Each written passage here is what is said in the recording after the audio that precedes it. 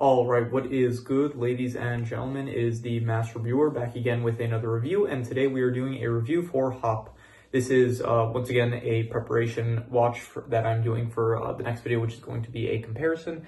And yeah, there is no real further background other than this. However, I will say this. I did go into this movie with very low expectations because out of all the Illumination films I watched, I think this was my least favorite. I think for a lot of people, that's like the consensus of this film, that it is the worst Illumination film. It is the only Illumination film that is not fully animated. And so, yeah, we'll get into it, so how I thought about it. So starting off with the plot is basically that there is the Easter Bunny, and the Easter Bunny has a son named E.B., and he is going to take up the mantle of being the new Easter Bunny. But it's like the classic story of he doesn't want he's like destined to be one thing, but then he doesn't actually want to, he doesn't want to do that. He doesn't want to follow in his father's footsteps. He'd rather follow his dreams.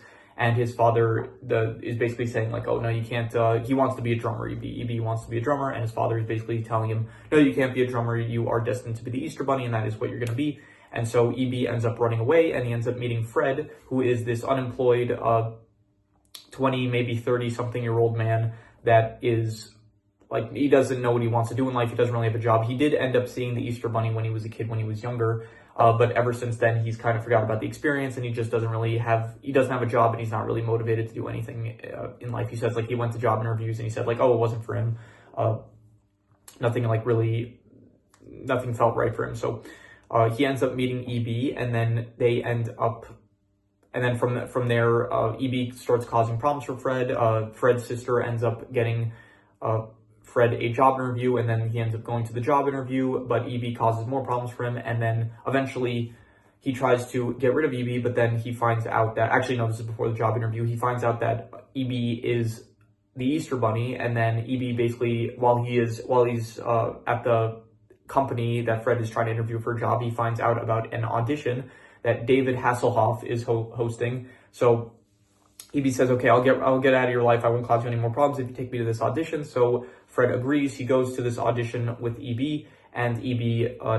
Nails the audition. He does very well, impresses David Hasselhoff, and so he ends up getting invited to do a live taping of the show. And so from there, you have E.B. He is finally got what he wants. He got the fame and success that he was looking for, I guess. But then Fred ends up taking the fall for E.B. getting running away. Like the Pink Barrettes, which are these the royal guards for the Easter Bunny, they end up breaking into Fred's. Well, it's not his house. He's watching it for his sister Sam's boss. So he ends up getting captured by the Pink Barrettes, and so E.B. ultimately decides he is going to return to the Easter Island, which it takes place on Easter Island. You'll never guess why, but so he goes to Easter Island in order to save Fred, and then he finds out there that Carlos, which I didn't mention it up to this point, but Carlos is this chick who is the second in command of E.B.'s father, who is the current Easter Bunny. And it's really stupid what they do. It's like they kind of set up a lot of the film where it's like they're kind of like Carlos is basically saying like he should be the one to take up the mantle and be the next Easter Bunny and stuff. And they even hinted a lot. They even say, like, you have a scene where Fred says like you should have been like realistically speaking, like a bunny doesn't make sense. It should be an Easter chick. So they're like kind of hinting that, yeah, like Carlos realistically, he's the one that kind of helps run everything. He's the one that realistically should take up the mantle of being the Easter Bunny. But then for some reason, it's like they made it so that towards the end, they didn't like say this up to this point. They kind of like hint that he's like more sinister, I guess. But towards the end of the film, it's like all of a sudden he's like, he takes over as the Easter Bunny, and then he starts saying all this stuff about kids don't want candy, they don't want chocolate, they want like crickets and what else? Crickets, worms, bird seed and stuff. So they're trying to like artificially make him this antagonist, where up until this point, the only real stuff that like they hinted was like they hinted that he wanted the job, the mantle, and he was kind of like sinister about it, but they didn't really do a good job of portraying him as like this villain that was willing to like ruin the holiday in order for him to like be in charge and stuff. So I thought that it was a really stupid decision with like all the foreshadowing they could have done. It would have been much better if they decided like even just have like a coat that like at the end of the film they do have like this coat thing here. I'll just say what happens at the end. E.B. ends up coming in, saving the day, whatever. Saves Fred, saves his father, and then he defeats Carlos and stuff. So and then Fred and E.B. become co-Easter Bunnies, and I thought it's really stupid. Like, why not just make it so that, like, okay, first of all, tone down, like, all this, like, cynicism with, let me just drop my marker for a second. like tone down all the villainous aspects of Carlos, and then just make it so that at the end EB decides, okay, you know what, I don't want to do this full time because I want to pursue my passion of drumming. And then you have a three-way share thing with like split the job 3 ways between Fred, EB, and Carlos, where it's like Fred wants a job but he's inexperienced. Carlos, he wants the job but Carlos realistically could probably do the job on his own, but still, like, just come to a resolution where it's like, okay, we're gonna have this, we're gonna do it. 3 people have the job. We're just gonna do it like democratic style or something like that, where it's like we're not gonna have like 1 person in charge. We're gonna have like 3 people in charge, because at the end they do end up sharing the job, Fred and EB. Just include Carlos in that, and then it feels like a much better ending in my opinion. So, whatever. Overall, I would say the plot is it was like, I don't know, it was like decent, I guess. Like, I don't know about decent, like maybe a 5 out of 10. Like, it wasn't really the most interesting plot. There's not really anything that they're heading towards, kind of. It's kind of just like scene to scene where EB and Fred, they're kind of just like arguing with each other back and forth. You do have this like loose thing about EB wanting to be a drummer. Halfway through the film, he finds out about this audition, and then only towards like I think it's like in the after the first hour maybe, but definitely towards the second half of the film, like after a lot of the film goes by, that's when Fred decides, like, okay, I want to be the Easter Bunny. I want to like be the first human Easter Bunny or whatever. And so it really feels like you don't really have anything that you're like heading towards in this film. It just kind of feels like, okay, we're going from like this to one thing to the next thing. And not to say that like you need necessarily a goal in mind for the end of the film, but like most films that do have like just characters going from scene to scene and no actual like end goal, they more so rely on like more comedic styles, I would say. Like, I'm thinking of another example, like the only one that comes to mind is Napoleon Dynamite. That's also like a film where it's like there's not really an end goal for the movie. And I did say that movie I kind of thought was overrated. I didn't really rate it the highest, but I think I said it was like above average, maybe like a 6 out of 10. But yeah, even then, like the focus of that movie is more so to focus on Napoleon Dynamite as a character. In this film, it feels like there's no like hook. Because the plot is not necessarily heading towards anything, it doesn't feel like there's anything to it is meant to kind of just rely on the relationship between, I guess, EB and Fred, I guess, but the comedy doesn't we'll get to the comedy soon. So anyway, the plot, I'm just going to say, like, it's a 5 out of 10. I guess it's fine. Like, it's not terrible, but it's not good, I would say. So in terms of the characters, I thought EB was he was a fine. I think EB and Fred, they're like kind of meant to come off as like more unlikable, like they do cause more problems for other people. So I'll say like they're not the best lead characters because they are kind of meant to be like a bit disliked. Fred's family, I don't really care for them, to be honest. Like, there is Sam that kind of is trying to help Fred out through Sam, that's her name, yeah. She's trying to help out Fred, like, get a job in most of the movie. You have Fred's parents, which the entire film, they're just completely disappointed in him. And then at the end, like, the final scene is just like he shows that he has an actual job of being the Easter Bunny, and all of a sudden, like, his dad's like, listen, I believed in you all along and stuff. It's like the whole film, not that he believed in him, he's like, I'm proud of you and stuff. And I guess, like, fine, you see that he has a job, and so you're, like, proud of him, but I don't know, it feels like a switch up, kind of, where it's like all of a sudden he's very positive and proud of his son and stuff, so it just doesn't really feel the most natural.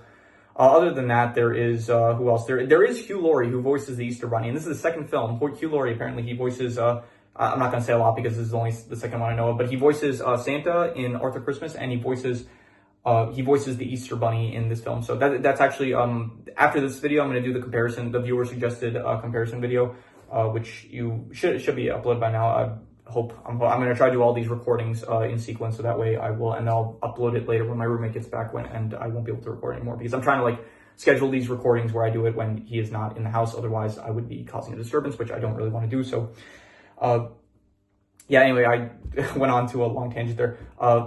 So the second recording I want to do is I'm going to do a comparison video between Hop and Arthur Christmas, because I think there are actually a lot of comparisons in terms of like just the concepts of the films in general, like how the films like I feel like they're similar to each other. So I'm going to do a comparison video between them. But yeah, Hugh Laurie does voice the Easter Bunny, and similar to Arthur Christmas, he is like this father that is not the most aware of like how things are operating and stuff, like who's really like the one getting things done. And he's like not really connected to like what his son wants in the case of both characters. So, but yeah, Hugh Laurie I think Hugh Laurie, to be honest, I didn't really like his role in Arthur Christmas. I thought Santa in that film was my least favorite character, and I would say that also in this film. It's like, because when you have this character where it's like the whole point of the character is that he's unaware of like what his son like really wants. It's like the character is meant to come off as like ignorant and not very like intertwined with like his child's life. So because of that, like Evie's dad's just like, oh, you're destined to be the Easter Bunny. He was like, Evie's like, but I don't want to be the Easter Bunny. It's like, well, you're going to be the Easter Bunny. So it's like that character is meant to kind of be like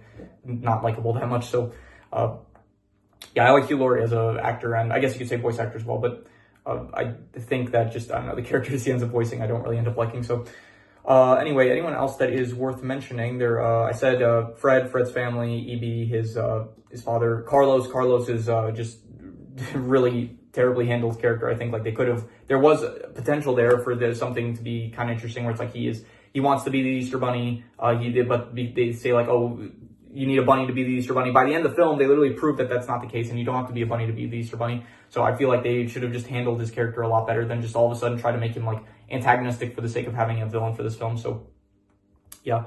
Other than that, I don't know, David Hasselhoff, I guess he shows up, he's kind of, I don't know, the scenes are fine, I guess, like, he just kind of shows up, he makes some references to, like, some other productions he was in, and, he has a nice scene where it's like he gets some chairs over and he sits down and talks to E.B. about his problems, I guess, so, yeah, so the characters overall, I'll give, like, I don't know, I'll say, like, a 5 out of 10, I don't think they're bad, but I don't really think any of them are good either, so I'm just gonna go with another 5 out of 10, so.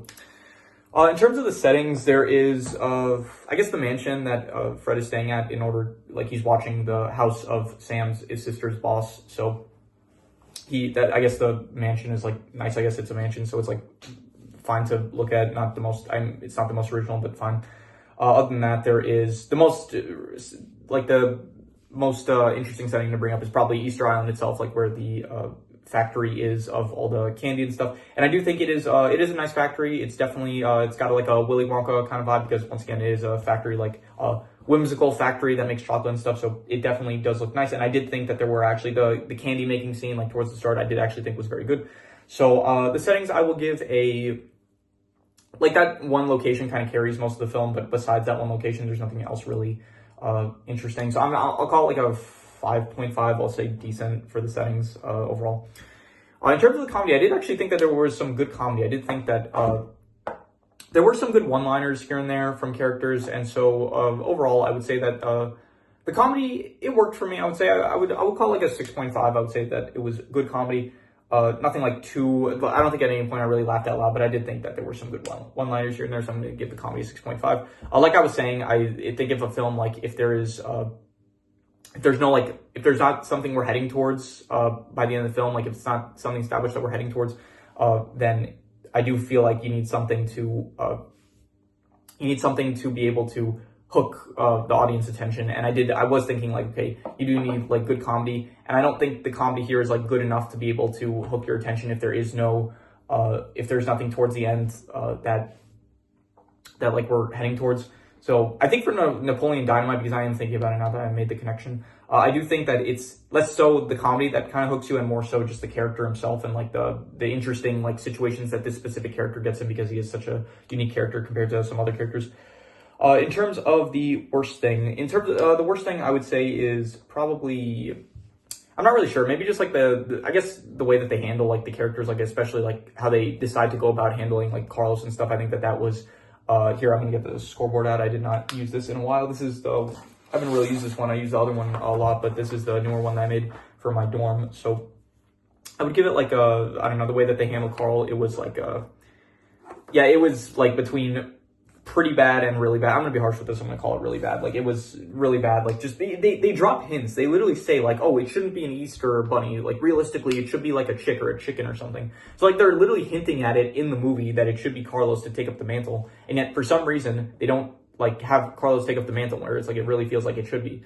So it's like the whole thing is like, oh, you know, a bunny can't take up like, it has to be a bunny to take up the mantle, and then you have like Carlos wanting to take up the mantle, like saying like he's a good fit for it. And then they're like, no, but at the end, it's like, no, we're going to have a human take it up. It's like, even just, once again, the only thing you have to do, you can have Fred become the new Easter Bunny. That is fine. You can, but just have a Carlos become as well. You don't even need EB. If you want, you could also include EB in there, but you could say, okay, EB doesn't want to be the Easter Bunny, so he's going to, he's off, doing, he's gonna become a drummer. And then, Carlos, you can even say, okay, Carlos, you can have the whole, revolution thing where it's like he wants to, he wants to take over with the coup d'etat, all that stuff. And then you could say, you could have Carlos be like, okay, well, we're not gonna like banish you or something, or it's like your punishment is that, we are like, okay, you can't be the Easter Bunny, but if you teach Fred how to like operate all of this, then in time you can co-lead with him, and then eventually, I don't know, maybe if you live longer than him, you can take up the mantle or something. Like it feels like there were so much better ways to do this, and they just chose like a really terrible way to go about doing the ending and stuff with and Carlos's whole character, I'd say so. But yeah, in terms of the best thing, I guess the best thing is the comedy, I guess, like the comedy. And I will say that there are some good montage sequences where it's like it shows the candy making scene, which is really a montage scene. The training scene, I thought that was a good montage scene. So that was I liked as well. So, but I'm gonna say I would say both of those are about the same level. So I'm gonna say a 6.5 for I guess the training montage scene, the candy making scene, and the comedy in general. So 6.5 for all that. Any extra notes I have? I did write a decent amount of extra notes. I did think I mentioned most of them already, but I'm going to see if I missed anything. Oh yeah, so EB and Fred, they just like hijack Fred's sister's play, and so I was just like, everyone would just went along with it. I think her name was Alex, I'm pretty sure, Fred's adopted sister, so that was, yeah, they just hijack the play. Everyone just goes along with it. They start singing I Want Candy, and then all the kids just like, which I think are probably in like middle school, like oldest, they just all know how to play the song. So yeah, that was just a weird scene.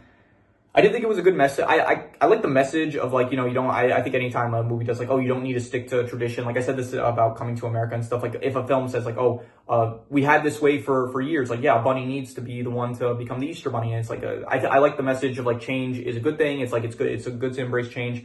And like tradition for the sake of tradition is not like, I don't like the message of like tradition for the sake of tradition is like not good. And it's better to embrace like change and stuff. So I think that is a good message. But once again, I think it was like handled bad with the ending and all that. So let's see here. Anything else? There was I did like there was this really good aura scene with that Fred's character, where it's like EB starts saying like, you need to be fit, you need to be like slender and stuff. He says you need to have good reflexes, and then as he does it, he's going to like hit Fred for the third time in a row, and then like he grabs it and he says like knock it off. I thought that was like a very cool scene for the character. Gave him a lot of aura points, I'd say. So anything else? Somehow EB, he goes through this like when he's captured, he's like he gets covered in like this jelly stuff that like hardens and stuff to keep him immobilized, and then they send him through this thing with like a bunch of saws, like buzz saws, like trying to cut him up and stuff. He somehow dodges some, and then he still gets hit by some, but somehow it just cuts the jelly off. Or realistically, I'm thinking, okay, would this not just like cut through the jelly and then cut through him as well and kill him? So I don't know, just there's a lot of like suspension of disbelief in this. Not just the fact that like, okay, you have to imagine like a talking bunny and stuff. That's one thing because that like you can overlook, but then there is just a lot of stuff in this film where you have to think like, okay, this is kind of stupid, and this is just like you gotta kind of just ignore the fact that like a lot of logic you just have to like throw out the window for this film. So but yeah, that is all the extra notes I had, so I'm going to do the calculations. So King Crimson. All right, so it ends up coming out to exactly a 5.25, which would be between a 5 to a 5.5, which would be between, it would be not good or bad, more so on the good side. And I think I would, honestly, the first time I watched this, I think I went into it, like, I don't know, I think I heard like a lot of people didn't like it, but I went into it with like, I guess, not knowing how bad or good it was going to be, and I really did not like it the first time. On rewatch, going into it with, I guess, like much lower expectations, knowing that like I didn't like it the first time, I guess I did enjoy it a bit more on rewatch, I'd say. So like going into it knowing like, oh, this is going to be terrible, and then I just enjoyed it, I guess, a bit more because it's not as bad as I remembered it being. So I would probably give the film like yeah, maybe I think that is probably a good score. Maybe like between a 5 to a 5.5, maybe more so leaning like on the 5 side. So yeah, you know, I'm going to be harsh with that. I'm just going to call it a 5. I'm going to say it's not good. It's not bad though. Like it is definitely better than I remember it being.